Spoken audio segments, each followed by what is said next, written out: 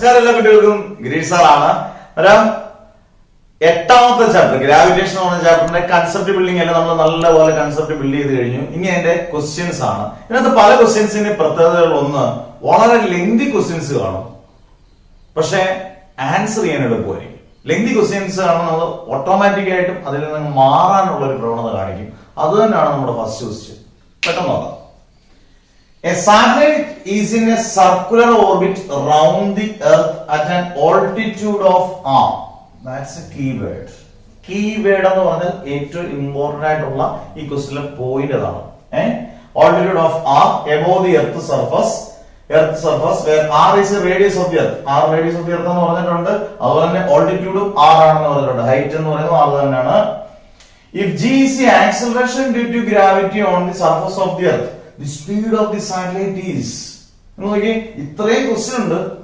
Options നിങ്ങൾ നോക്കിയേ, root of 2rg, root rg, root of rg by 2, root rg by 2.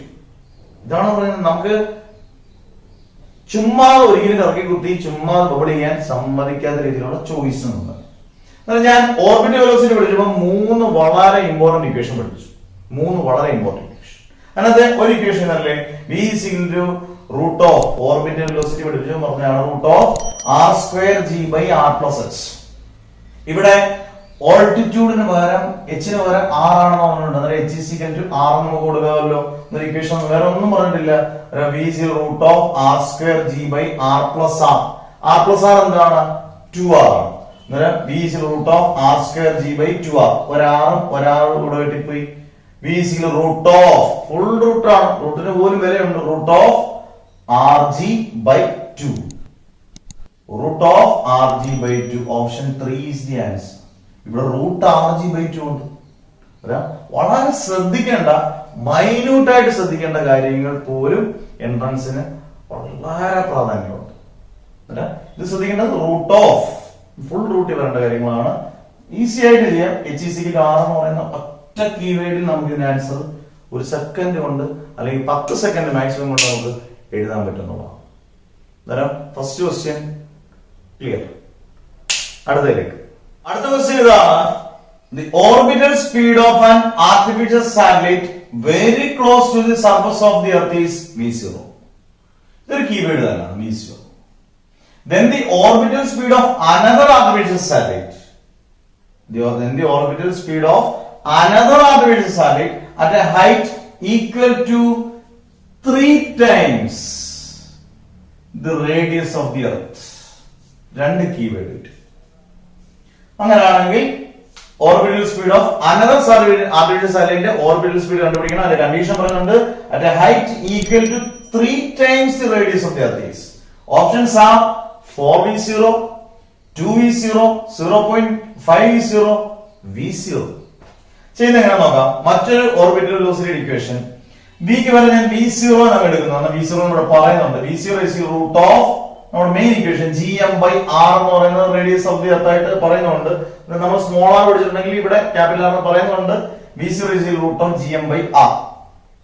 ഇനി നമുക്ക് conditions apply ചെയ്യുമ്പോൾ v0 നമുക്ക് v0 ഡാഷ് എന്ന് കൊടുക്കാം, ഒരു ചേഞ്ചിന് വേണ്ടി. Root of gm by r എന്ന് പകരം equal to 3 times radius of the earth. അന്നേരം r പ്ലസ് എന്താ വരും? 3 ടൈംസ് എന്ന് പറയുമ്പോൾ 3r. r plus 3r എന്ന് പറഞ്ഞാൽ 4r. അന്നേരം v0 dash is equal to root of gm by 4r. അതിൽ നിന്ന് v0 by v0 dash is equal to root of gm by r divided by root of gm by 4r. v0 by v0 dash is equal to full root ആയിട്ട് root of അതിനകത്ത് തന്നെ നമുക്ക് കളിക്കാം gm by r into ഇത് തിരിച്ചു വരുമ്പോൾ 4r by gm. ഏതൊക്കെ cancel ആവും? gm and gm get cancelled, r and r get cancelled. Therefore v0 by v0 dash is equal to root of 4 by 1. root 4 എത്രയാണ്? 2. root 1 എത്രയാണ്? 1. Therefore v0 by v0 dash is equal to 2 by 1. അതിൽ നിന്ന് v0 is equal to 2 v0 dash. v0 is equal to 2 v0 dash. അന്നേരം അതിനകത്ത് ഏത് ഉത്തരം വരുന്നുണ്ട് നോക്കിയേ. v0 2v0 ആ ഓപ്ഷൻ എടുത്താൽ മതി. 4v0 അല്ല, 0.5v0 അല്ല, v0 അല്ല, 2v0 or 2v0 dash, 2v0 എന്ന് പറയുന്ന ഓപ്ഷൻ. ഇവിടെ ക്വസ്റ്റ്യൻ ലെങ്തിയാണ്. കണ്ടീഷൻസ് അപ്ലൈ ചെയ്താൽ ഈസി ആയിട്ട് ഇക്വേഷൻ അറിയാമെങ്കിൽ ഈസി ആയിട്ട് ചെയ്യാം. പക്ഷെ ഈ മെത്തേഡുകളൊന്നും നമ്മൾ തിയറിക്കകത്ത് പഠിക്കുന്നില്ല എന്നുള്ളൊരു വാസ്തവം തന്നെ. ഇങ്ങനെയുള്ള പ്രോബ്ലംസ് ഒന്നും നമ്മൾ തിയറിക്കകത്ത് കണ്ടിട്ട് പോലും ഇല്ലാത്ത പ്രോബ്ലംസ് ഉണ്ട്.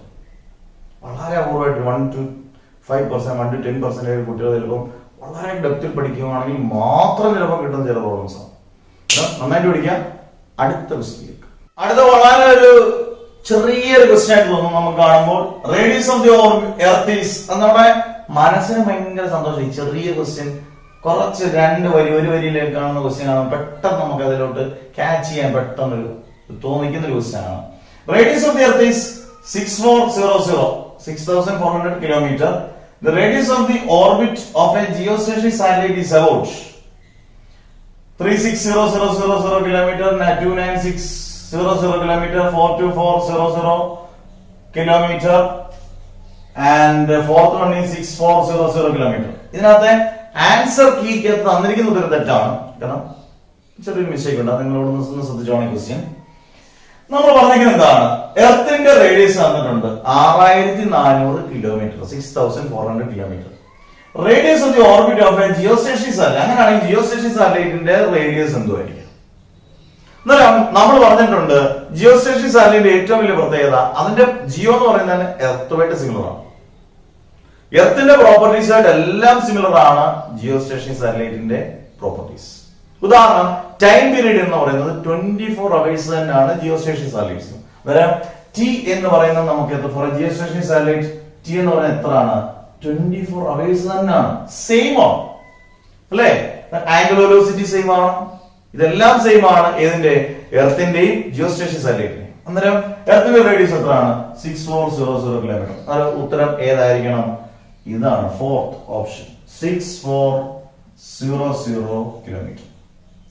ഇങ്ങനെ ചില ആൻസർ കീക്കകത്ത് വന്നേക്കുന്ന ചില ഓപ്ഷൻസ് നിങ്ങൾ കൃത്യമായിട്ട് മനസ്സിലാക്കിയിരുന്നാൽ മതി. ജിയോസ്റ്റേഷണറി സാറ്റലൈറ്റ് എന്ന് പറഞ്ഞാൽ എർത്തുമായിട്ട് വളരെ സിമിലർ ആണ്. എർത്തിന്റെ പ്രോപ്പർട്ടീസ് എല്ലാം സിമിലർ ആണ്. ടൈം പീരീഡ് എന്ന് പറയുന്നത് 24 hours ആണ് ജിയോസ്റ്റേഷണറി സാറ്റലൈറ്റിനും എർത്തിനും. റേഡിയസ് 6400 ആണെങ്കിൽ ഉറപ്പായിട്ടും ജിയോസ്റ്റേഷണറി സാറ്റലൈറ്റിന് എന്ത് തന്നെ ആയിരിക്കും? 6400 കിലോമീറ്റർ. ബ്രെയിനിൽ മസ്റ്റ് ഫീഡ്. അടുത്ത ക്വസ്റ്റ്യൻ നല്ലൊരു ക്വസ്റ്റ്യൻ ആണ്. എല്ലാം നല്ല ക്വസ്റ്റ്യൻ ആണ് അല്ലേ? The period of moon's rotation around the earth is nearly 29 days. എവിടെ പീരീഡ് ഓഫ് മൂൺസ് റൊട്ടേഷൻ തന്നെയാണ്, പീരീഡ് തന്നെയാണ് ഇവിടുത്തെ keyword. If moon's mass were twofold, moon's mass keyword ആണ്, were twofold its present value and all other things remains unchanged, the period of moon's rotation would be nearly. എന്ന് പറഞ്ഞാൽ എന്താണ്? Period of moon's rotation around the earth is nearly 20 days. Moon's rotation around the earth എന്ന് പറയുന്നത് 29 ദിവസമാണ്, 29 days ആണ്. If moon's mass, മൂണിന്റെ mass 2 fold, 2 ഇരട്ടിയോളം it's present വാല്യൂവിനെക്കാട്ടിൽ മാസ് വ്യത്യാസമാണെങ്കിൽ and all other remains unchanged, mass അല്ല ബാക്കി എല്ലാം റിമെയിൻസ് അൺചേഞ്ച്ഡ് എന്ന് പറഞ്ഞാൽ കോൺസ്റ്റന്റ് ആണ്, then the period of moon's rotation would be nearly 29/2 days, 29 by root 2 days, 29 into 2 days, 29 days. Okay, നമ്മൾ അറിഞ്ഞിരിക്കേണ്ടത് കെപ്ലറുമായിട്ട് ബന്ധപ്പെട്ടാണ് നമ്മൾ പീരീഡുമായിട്ടുള്ള ഇക്വേഷൻസ് ഒക്കെ പഠിക്കുക.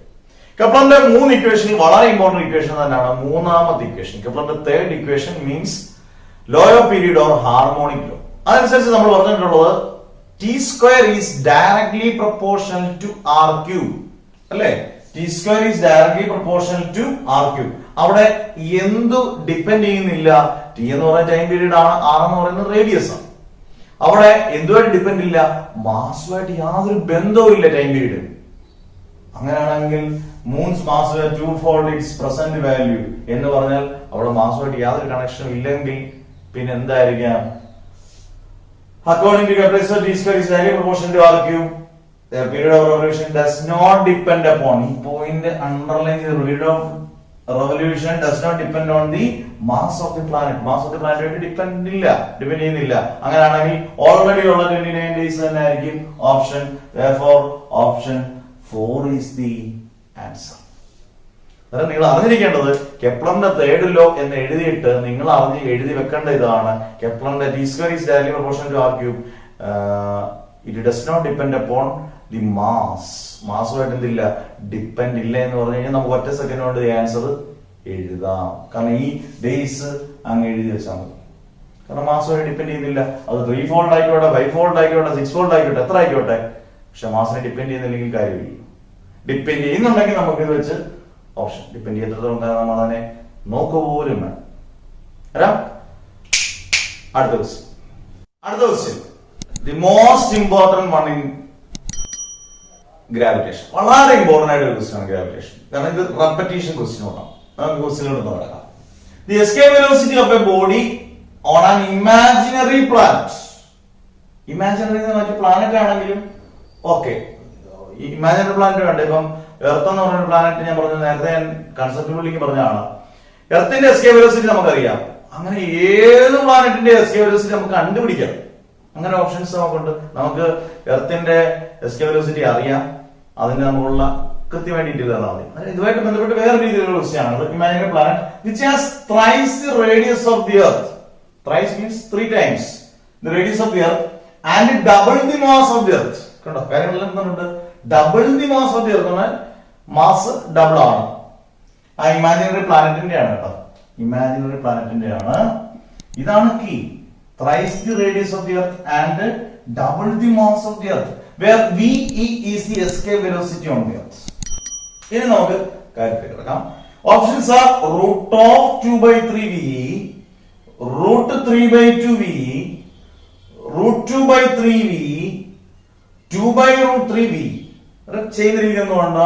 ആദ്യം നമുക്ക് മെയിൻ ഇക്വേഷൻ നമുക്കറിയാം. എസ്കേപ്പ് വെലോസിറ്റിയുടെ V is root of 2gm/r.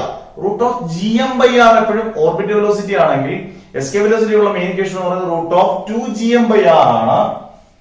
ഇവിടെ VE എന്ന് പറയുന്നത് എസ്കേപ്പ് വെലോസിറ്റിയെ സൂചിപ്പിക്കുന്ന ലെറ്റർ VE ആണ്. എർത്തിന്റെ എസ്കേപ്പ് വെലോസിറ്റി VE എന്നാണ്. VEE എന്ന് എഴുതണ്ടല്ലോ. VE എന്ന് പറയുന്നത് എസ്കേപ്പ് വെലോസിറ്റി ആണ്. എസ്കേപ്പ് വെലോസിറ്റി വേണ്ടി എർത്ത് സർഫസ് ആണ്.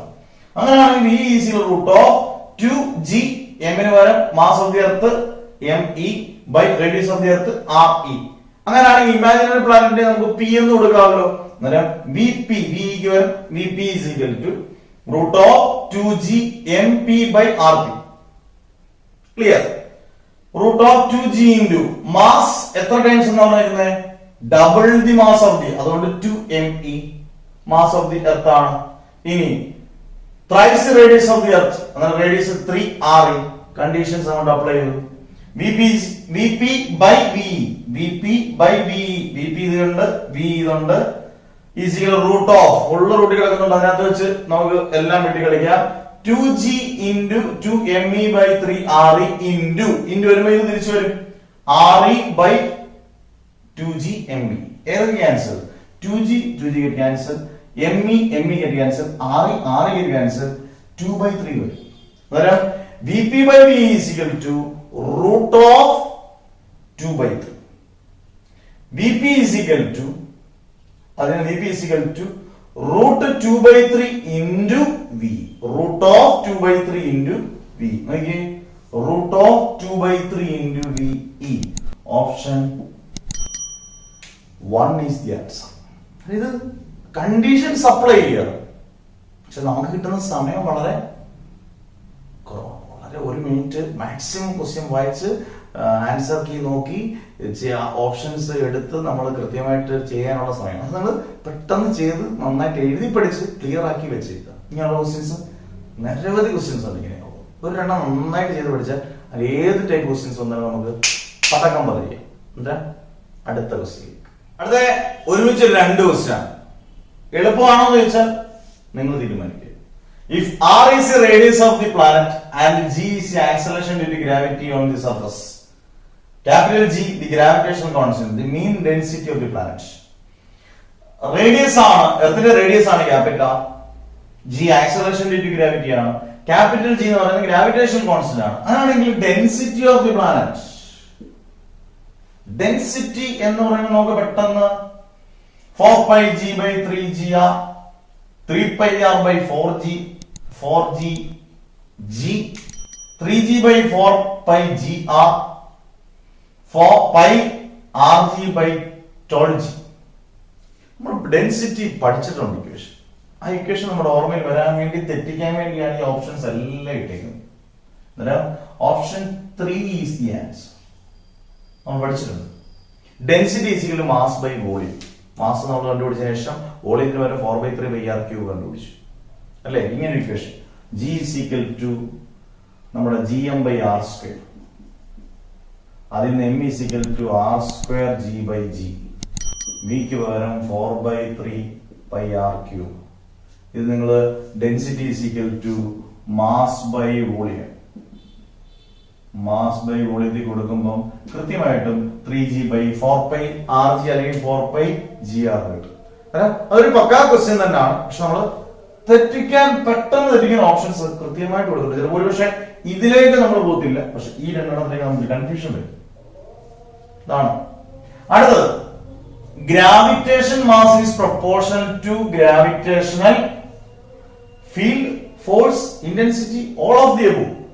ഇതെല്ലാം ആകാവോ, ഇന്റൻസിറ്റി മാത്രം ആകാവോ, ഫോഴ്സ്. അതായത് നമ്മൾ ഇങ്ങനെ ഒരു ഗ്രാവിറ്റേഷൻ ഇതിനോട് equation F is proportional to m1m2/r². ഇവിടെ റേഡിയസ് എന്നിട്ടില്ല, എന്തായാലും ഗ്രാവിറ്റേഷൻ ഫീൽഡുമായിട്ട് പ്രൊപ്പോർഷൻ എന്ന് പറയുന്നില്ല. Force is proportional, gravitation mass ആണ്. m is proportional to force, force option. therefore 2 is the answer. Answer എന്ന് പറയുന്നത് എന്താണ്? ഫോഴ്സ്. ഇങ്ങനെയൊക്കെയുള്ള ലൊട്ടിലൊടുക്ക് സാധനങ്ങൾ നമ്മൾ വിചാരിച്ച് തെറ്റിക്കുന്ന സാധനങ്ങളാണ് ഈ പറയുന്ന കാര്യങ്ങൾ. ഇനി അടുത്ത question. Two planets are at mean distances d1 and d2 from the sun and their periods are t1 and t2 respectively. The relation between their distances and frequencies are done. Frequencies n are ഡിസ്റ്റൻസും ഫ്രീക്വൻസിയും തമ്മിൽ ഉള്ള relation നമ്മൾ time പീരീഡുമായിട്ടൊക്കെ ബന്ധപ്പെടുത്തി പഠിക്കണം.